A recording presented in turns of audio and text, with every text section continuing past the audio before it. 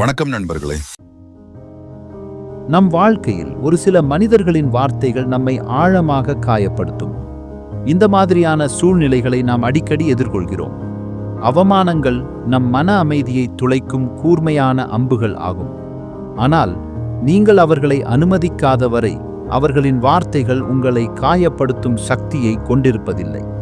தன்னை சுற்றியிருக்கும் சேற்று நீரால் தீண்டப்படாமல் மலரும் தாமரையைப் போல அவமானங்களை தாண்டி வலிமையுடனும் ஞானத்துடனும் எப்படி எழுவது என்பதை ஒரு புத்திசாலி ஆசிரியர் அவரது மாணவர்களுக்கு எப்படி கையாள வேண்டும் என்று கற்றுக் கொடுத்தார். அதை நாம் இன்று ஒரு கதையாக பார்ப்போம். வாங்க கதையை ஆரம்பிக்கலாம். Welcome to Curious Seconds channel. ஒரு அழகான கிராமத்தில் ராஜா என்ற ஆசிரியர் வாழ்ந்து வந்தார். அவரது அறிவுக்காக மட்டுமல்ல, வாழ்க்கையை எளிய முறையில் புரிந்து கொள்ள அவர் வழங்கிய அறிவுரைகளுக்காகவும் அவரை மாணவர்கள் மதித்தனர். ஒரு நாள் ஆசிரியர் ஒரு வெற்று ஜாடியை எடுத்துக்கொண்டு வகுப்பு அறைக்குள் வர மாணவர்கள் ஆச்சரியத்தில் மூழ்கினர். ஆசிரியர், மாணவர்களே, இன்று நான் உங்களுக்கு ஒரு முக்கியமான பாடத்தை கற்றுக் கொடுக்கப் போகிறேன். முதலில் ஒரு கேள்வி. யாராவது உங்களை இகழ்ந்தால் நீங்கள் எப்படி உணர்கிறீர்கள்? முதலில் ஒரு மாணவன் எழுந்து, ஆசிரியரே, எனக்கு கோபமாக இருக்கும், நான் அவர்களுக்கு பதிலடி கொடுக்க வேண்டும் என்று நினைப்பேன். மற்றொரு மாணவன் எழுந்து, நான் மிகவும் வருத்தப்படுவேன், அவர்கள் சொன்ன வார்த்தைகள் என் மனதில் நாட்களாக இருக்கும். ஆம், இகழ்ச்சிகள் நம்மை கோபமாகவும் வருத்தப்படவும் வைக்கிறது. ஆனால் இன்று நான் உங்களுக்கு இகழ்ச்சிகளை எப்படி மாற்றி பார்க்க வேண்டும் என்பதை பற்றி சொல்லித்தரப்போகிறேன். ஆசிரியர் ஜாடியை எடுத்து ஒரு பழுத்த ஆரஞ்சை அதன் உள்ளே வைத்தார். இந்த ஆரஞ்சு உங்கள் மன அமைதியை குறிக்கிறது என்று நினைத்துக் கொள்ளுங்கள். யாராவது உங்களை இகழ்வது இந்த ஜாடியை குலுக்குவதற்கு சமம் என்று நினைத்துக் கொள்ளுங்கள். பின்னர் ஜாடியை பலமாக குலுக்கினார்.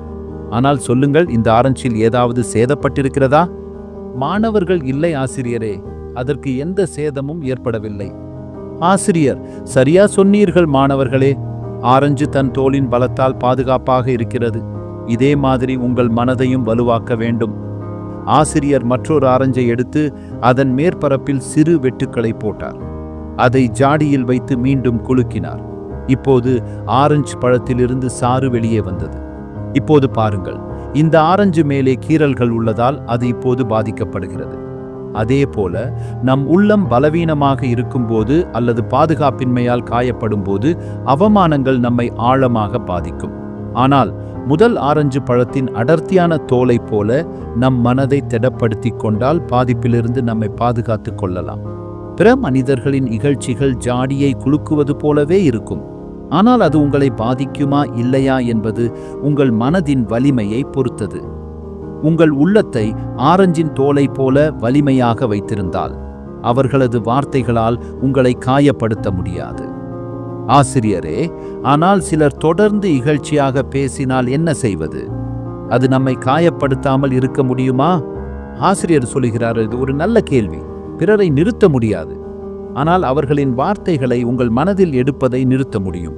பின்னர் ஆசிரியர் ஒரு கண்ணாடி நீர்க்கோப்பை எடுத்து அதில் சிறிது உப்பு சேர்த்து கலக்கினார். மாணவர்களிடம் அதை சுவைக்க சொன்னார்.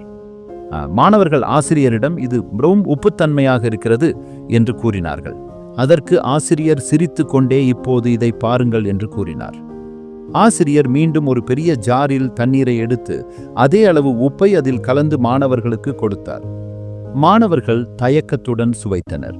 இப்போது இது சரியாக இருக்கிறது என்று கூறினர். ஆசிரியர், உப்பு என்பது இகழ்ச்சிகளை குறிக்கிறது, நீர் உங்கள் மனதை குறிக்கிறது.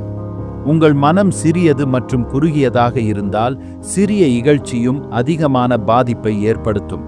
ஆனால் நீங்கள் உங்கள் மனதை விரிவுபடுத்தி நேர்மறை அறிவு மற்றும் நோக்கத்தால் நிரப்பினால் அவமானங்கள் அவற்றின் சக்தியை இழக்கும். இகழ்ச்சிகள் மறைந்து போகும். நீங்கள் அனைவரும் நினைவில் வைத்துக் கொள்ள வேண்டும், பிறர் சொல்வதற்காக உங்கள் அமைதியையும் மகிழ்ச்சியையும் தியாகம் செய்ய வேண்டாம். உங்கள் உள்ளத்தை வலிமைப்படுத்துங்கள், உங்கள் குறிக்கோளில் கவனம் செலுத்துங்கள். உலகம் எதை சொல்லினும் உங்களை உலுக்க முடியாது. மாணவர்கள் மகிழ்ச்சியுடன், நன்றி ஆசிரியரே, இந்த பாடத்தை வாழ்நாளெங்கும் நினைவில் வைப்போம். இந்த கதையிலிருந்து நாம் கற்றுக்கொள்ள வேண்டியது, வாழ்க்கையில் எப்போதும் சவால்கள் இருக்கும். மக்கள் எப்போதும் ஏதாவது சொல்லிக்கொண்டே இருப்பார்கள். ஆனால் நீங்கள் எப்படி பதிலளிக்கிறீர்கள் என்பதை தீர்மானிக்கும் சக்தி உங்களிடம் உள்ளது. உங்கள் உள் வலிமையை வளர்த்துக் கொள்ளுங்கள். எந்த அவமானமும் உங்களை ஒருபோதும் பாதிக்காது. மேலும் இது போன்ற நல்ல நல்ல கதைகளை தொடர்ந்து பார்த்து மகிழ இந்த சேனலை சப்ஸ்கிரைப் செய்யுங்கள். உங்கள் கருத்துக்கள் மற்றும் வேறு எந்த மாதிரி கதைகளை பார்க்க விரும்புகிறீர்கள் என்று காமெண்ட் பாக்ஸில் தெரிவியுங்கள். இந்த வீடியோ பிடித்திருந்தால் லைக் மற்றும் உங்களுக்கு பிடித்தவங்களுக்கு ஷேர் செய்யுங்கள். மீண்டும் மற்றொரு வீடியோவில் உங்களை சந்திக்கிறேன். நன்றி, வணக்கம்.